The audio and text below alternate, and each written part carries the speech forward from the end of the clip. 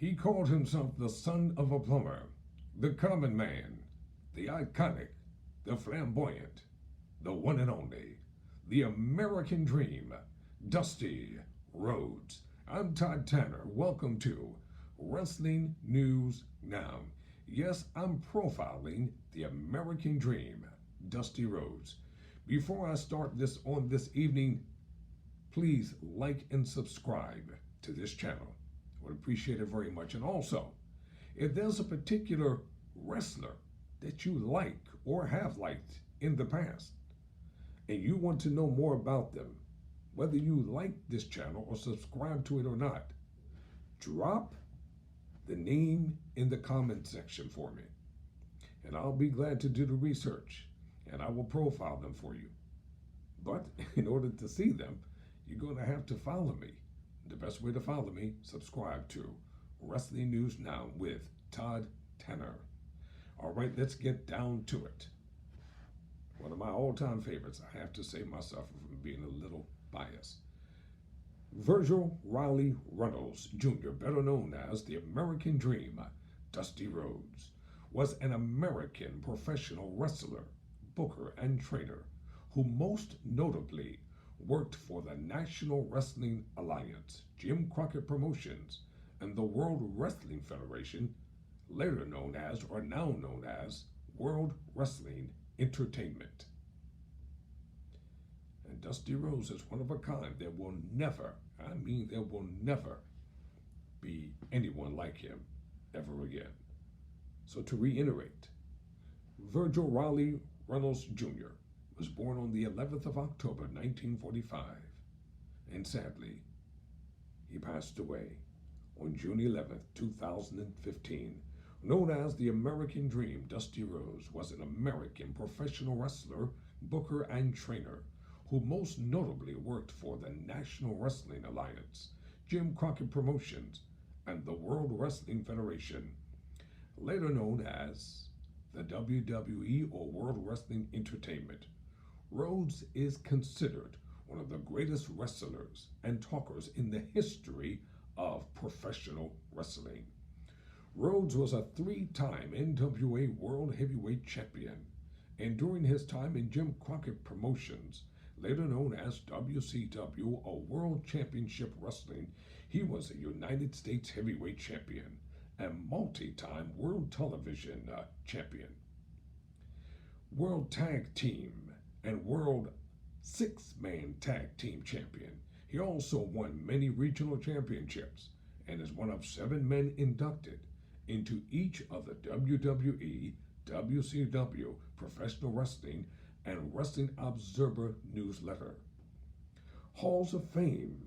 His son Dustin and Cody both pursued careers in professional wrestling, performing for WWE and AEW. Cody made his triumphant return to World Wrestling Entertainment at WrestleMania 38. Following his retirement from wrestling, he made occasional on-air appearances on WWE television and pay-per-view feuds, and worked as a backstage booker and producer in WWE's NXT developmental territory. Billed as the son of a plumber, Rhodes did not have a typical wrestler's physique. His character was that of the common man, known for the personality exhibited in his interviews. WWE Chairman Vince McMahon remarked that no wrestler, quote, personified the essence of charisma quite like Rhodes, close quote. After graduating from Johnson High School in Austin, Rhodes played baseball and football at West Texas State, now known as West Texas A&M University. Turning professional, Rhodes tried out for the American Football League's Boston Patriots, but was cut. He then played for the Hartford Charter Oaks in the Continental Football League until the team folded. In 1967, Rhodes saw an advertisement in the newspaper for Tony Santos' professional wrestling promotion, Big Time Wrestling, based in Boston. Rhodes drove to Boston, and despite not having any wrestling experience, buffed his way into working for the company by using his real-life friendships with Bobby Dumpkin and the Funk Brothers, billed as Dusty Runnels. One of his first matches was for the BTW World Heavyweight title against champion Frank Sarrapa in the Boston area. Having little money, Rhodes slept in his car and spent Thanksgiving with Rufus R. Jones in a Boston soup kitchen. We're going to talk later about Rhodes' connections with African Americans. Rhodes moved on to Fritz von Erich's Texas territory, World Class Championship Wrestling in 1968. At that time, also called Big Time Wrestling. It was in Texas where Rhodes first adopted the ring name Dusty Rhodes. Upon meeting Rhodes, Gary Hart suggested that he change his ring name to Lonesome Rhodes, a character Andy Griffith portrayed in the film A Face in the Crowd. Rhodes reportedly replied, "Well, I don't plan on being lonesome. I think I'll stick with Dusty." Hart took an immediate liking to Rhodes and convinced Von Erich of the young wrestler's potential. Rhodes became a rule-breaking heel with Hart as his manager, teaming with Don Jardine, better known as the Spoiler. In 1968, Rhodes left Texas and entered the Kansas City territory, tagging with fellow Texan Dick Murdoch to form the tag team, the Texas Outlaws. The team traveled, listen, this is important to know.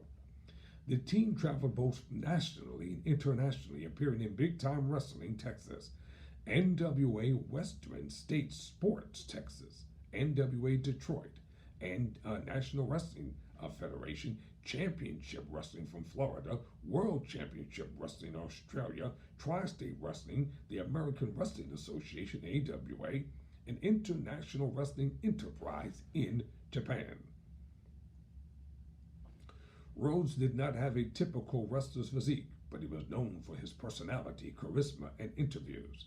In 1974, Rhodes' character became a hero after tag team partner Pak Song and manager Gary Hart turned on him during a match in Florida against Eddie and Mike Graham. This led him to break out as a solo wrestler primarily in Florida, referring to himself as the American Dream, a working class hero, and aligning himself with Eddie Graham. In 1977, Rhodes wrestled for Vince McMahon Sr.'s Worldwide Wrestling Federation, known as the WWF, and on and off for lengthy periods of time until 1983. During that time, Rhodes main event twice in Madison Square Garden, both times challenging for the WWF Heavyweight Championship against reigning champion superstar Billy Graham. Rhodes won the first match on September 26th via countout and lost the second, a Texas death match, on October 24th. Graham won after a mid-ring collision, falling on Rhodes for the 3 count. He eventually began working as a booker and wrestler with Jim Crockett Promotions in the Mid-Atlantic, which eventually purchased World Championship Wrestling, formerly Georgia Championship Wrestling. Rhodes also teamed with Magnum TA as America's team, who opposed the Four Horsemen and the Russian team in 1985. They were one of the more dominating teams in the promotion until 1986, when Magnum's career was ended in a car accident. Subsequently, he teamed with Nikita Koloff as the Superpower.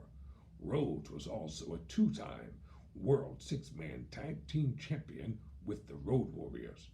Rhodes had feuds with Abdullah the Butcher, Pak Song, Terry Funk, Kevin Sullivan, Black Jack Mulligan, Nikita Koloff, Harley Race, Superstar Billy Graham, Crippler Ray Stevens, and most notably, the Four Horsemen, especially Ric Flair and Tully Blanchard. Rhodes, Flair, and Race fought each other many times over the NWA World Heavyweight Championship.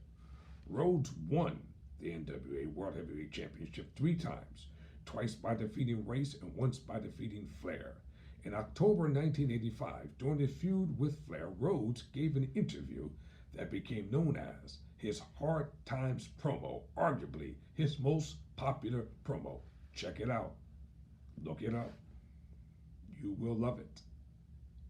And I'm not going to read it all, but I want you to go to YouTube for yourself and check out the Hard Times promo. The promo apparently resonated with wrestling fans so much that people came to him in arenas in tears to thank him for honoring their plight. In 2015, an ESP article referred to Hard Times as Rhodes' best interview, writing in just over 3 minutes. Rhodes fully encapsulated every ounce of his charm by endearing himself to blue-collar mid-America. During his stint as a booker in Jim Crockett Promotions, JCP were engulfed in aggressive competition with the World Wrestling Federation when the WWF introduced Mike Jones as Ted DiBiase's bodyguard. Bobby Heenan suggested naming the character Virgil as an inside joke on Dusty's real name. Wow. And also in the late 1980s, Rhodes became synonymous with what would be known as the Dusty Finish, a trick ending in which a wrestler would win a match while the referee was knocked out and the decision would be overturned. I'm going to continue the Dusty Rhodes saga in part 2, because this is something I'm not going to rush through, but I'll leave you with this. Rhodes is often considered to be one of the most innovative and creative bookers in the history of professional wrestling. As previously mentioned, his work in the development of supercards and gimmick matches did much to enhance the quality of entertainment and move the industry forward, as evident by other major promotions following with their own major cards and gimmicks. At the same time, however, he and JCP had an old school philosophy that did not bode well with the changes that were being brought with fast-moving media such as cable TV, etc. The long-standing storylines and the frequent use of the aforementioned Dusty Finish techniques that had worked well during the NWA's territorial days had now started to leave many fans dissatisfied with the promotion's booking. Rhodes was fired after the Starrcade '88 because of a tattoo on screen bloodletting laid down by the Turner Broadcasting System following their purchase of the company during a November 26 altercation with the Road Warriors. Furious with the interference, Rhodes booked the storyline in which Road Warrior Animal spilled or pulled a spike out of his shoulder pad and jammed it in Rhodes' eye, causing a severe laceration. Rhodes was then fired from WCW. Like and subscribe to Wrestling News Now with Todd Tanner.